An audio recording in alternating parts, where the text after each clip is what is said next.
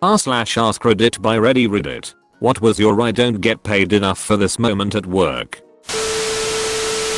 Was making $2 above minimum wage for a furniture rental store. I was supposed to be a manager in training, but they screwed me and made me a jack of all trades. One day they asked me to help out on repo runs and get back furniture from people that didn't pay. First red flag was going into an area and taking away a fridge from a family and watching them take all their food out for their kids and getting friends to keep it cold. The nail in the coffin though was going to someone's house at 10 PM at night, waking up the family, going into the bedroom of a sleeping child to wake him up so we can take away his bed as his parents didn't pay for it. As someone with young children at the time, I was disgusted in what I was doing. I was putting in 18-hour days doing these repossessions. I asked my district manager what I would be getting as compensation as I've had to do some very terrible things. She promised I would be well compensated for saving the company a ton of money and product. I got a $15 gift card to buy alcohol. I don't drink. I don't think you understand what a contract means. Besides, this is an opportunity for you. When the new manager tried to move me to night shifts weekend from my day shifts working days despite my contract being very specific about when I worked. Hey, you were right. This is a big opportunity for me, was how I opened when I told her I was quitting. The look of shock and 15 minutes of silence on her part were hilarious and the best feeling interval of my entire life when she realized I had thrown her own stupid words back at her. This is an opportunity for you. GRR. Those ducking words. I was given that line when I was forced out of my position. Where I used to work I was the only control specialist on staff. I was well regarded and well liked. The site manager was a giant butthole who no one liked. Seriously, if we got in one morning and was told that he died in a car accident no one would care and most would be happy about it. One day we were told that do some things that weren't physically possible. I told my boss this was I was told to do it anyway. Well, my boss was handpicked by the site manager because manager knew that my boss would be a good little mindless minion. My boss kept telling me to do it and I kept refusing on the grounds that it wasn't possible. An hour later my boss tells me that yes, it turns out that I'm correct.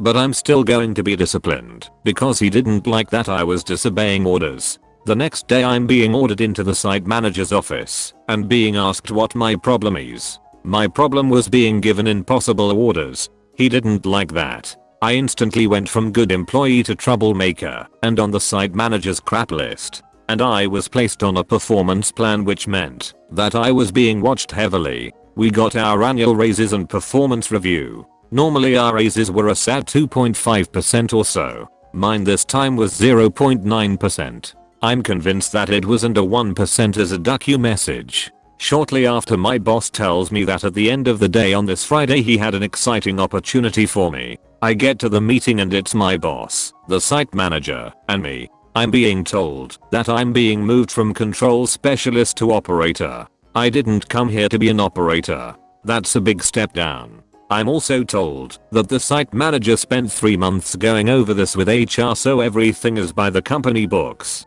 Basically, I have no room to fight this. Okay, so I'm an operator now. Well, as a control specialist I built 2 systems that we use daily. I modified 2 other systems to do what we need.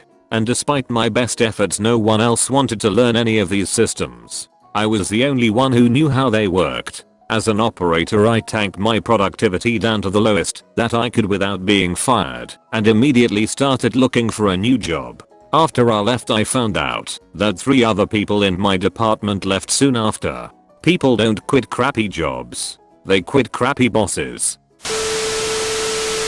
Was working the registers at a grocery store. About an hour before closing, a customer comes to my lane with 2 48-quart egg cartons. Stumbles a bit putting them onto the belt, and before I can react the entire thing was on the ground. Best part? Apparently the janitor had left already, so I got to spend the next hour cleaning up 96 broken eggs with nothing but paper towels. Oh crap, I'm getting deja vu here. I worked at a small grocery chain that put an emphasis on customer service a few years ago. I worked as a cashier in the 15 items or less lane, where I would both scan and bag the items. This lane was marketed to customers as an express alternate to normal checkout, and in-store management promised every transaction would take no more than 2 minutes. Obviously, people would commonly come into the lane with more than 15 items, and some people would come with a carriage chock full of groceries. Despite this, management would still give me crap if it took longer than 2 minutes. Anyways, one summer, my store was having a sale on 2-liter sodas. I don't remember the exact details of the deal, but it was good enough that our store would run out of soda by 11 AM most days. A day ran 4. On an exceptionally slow day, this guy came into the lane with a carriage filled to the brim of 2-liter soda bottles. He was huffing and puffing as he pushed the carriage towards the belt. He looked at me with a smile and went to move a pair of bottles to the line when suddenly the back wheel of the carriage bent inward and the carriage tipped on its side.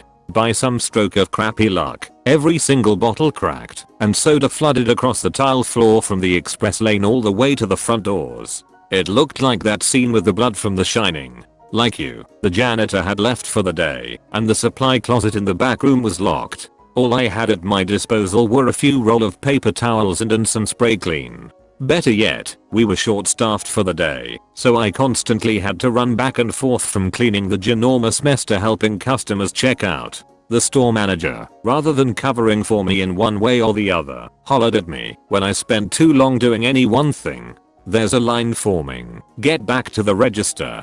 Hurry up and clean that. People are stepping in it." Suffice to say, I gave my 2 weeks notice that night. I was one of 50 or so 12 to 17-year-olds working on this farm harvesting tobacco. Most of the kids were illegal, but I was just 17 and homeless and couldn't get a job cause I didn't have an ID or any paperwork. I'd started hanging out with the Hispanics because they were the ones who got under the table jobs. We got there at 6, lunch at 1, leave at 8. It's summer and it's the heat of the day. A couple hours after lunch and this young girl, not more than 14, working alongside me suddenly passes out and will not wake up.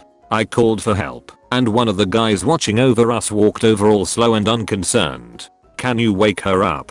I said I couldn't. "Alright. Let's bring her to the house." I picked her up and carried her there.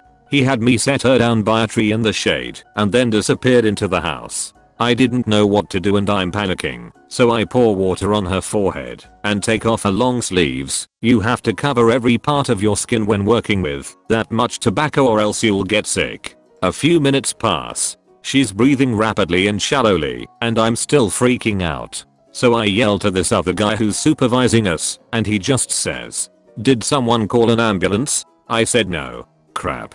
So he calls the ambulance and then comes over and basically just watches me as I try to cool this girl down. As soon as they get there, all the supervisors tell me to go back to work and I don't get to talk to the EMTs. I never saw them ask any of the other Hispanic kids for her name or anything. I don't know if she came there alone or they just didn't notice. My supervisor later told me the EMTs said she was having a serious heat stroke. Never heard how she turned out. I just went back to work. It was pretty good money compared to what I was used to. They used to make us leave our water jugs by the barn because they thought we slowed down too much with all our hydration, allowing us about 10 minutes every 2 hours to drink up. We had to wear hot ass long sleeves and gloves and jeans. I remember drinking so much water I threw up, then drinking more cause I just lost it all lol. That really taught me how much a hat helps you when you're in the sun all day. There were thousands of acres that all needed to be harvested and put up in less than 2 weeks. We did it in a little more than 4 days. Payment was $50 a day. That's the hardest I ever worked. Life isn't worth living if you work that hard. Those Hispanic kids, though, they were insane. Never saw them complain. They'd just sing and joke if they said anything. That girl was dead silent up till the heat stroke. I still remember that. I don't know if places like that are still around, but they shouldn't be. My mother was moving interstate with my father, and it was the last time I'd see either of my parents for months. I was 18 and just graduated school. I explained this to my boss, but he just said I would have to see her another time because he needed a fence put up over the weekend. I told him I was leaving either way and he could put his own fence up. I quit soon after that. He also accused me of lying and berated me multiple times for random things that I either didn't do and refusing to pay me for weeks at a time. Sound like it was a good thing you got out of there. Thank you for watching Reddit. Don't forget to like and subscribe for more r/AskReddit videos. Share your stories in the comment section below.